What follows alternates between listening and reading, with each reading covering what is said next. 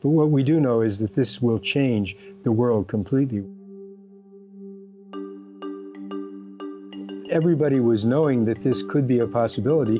Many countries prepared, others didn't. After SARS, there was the coronavirus, the MERS coronavirus, and then this one occurred. We weren't expecting this, but we knew that something might occur someday, and in fact, the World Health Organization's called this disease X, which nobody knew about and which we're now experiencing.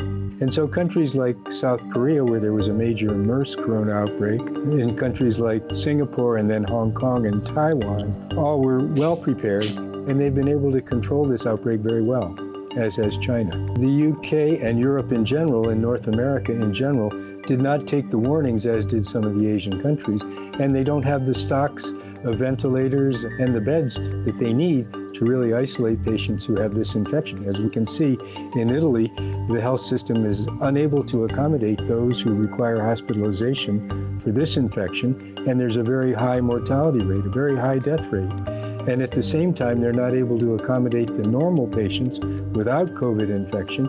And again, they're seeing an increase in mortality among these people. So hospitals are the key to this. And if they're not prepared, it costs economies both in death and in economic output. Well, we don't yet know how this disease will play out. That's the real problem.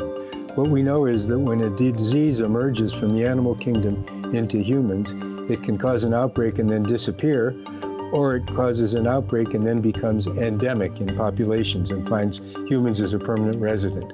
When we see the economic disruption and the numbers of people who are at risk of infection and at risk of death, we know that in the future we can't go on in the same way. A little bit of investment before these outbreaks would have prevented the major investments that are having to be made now.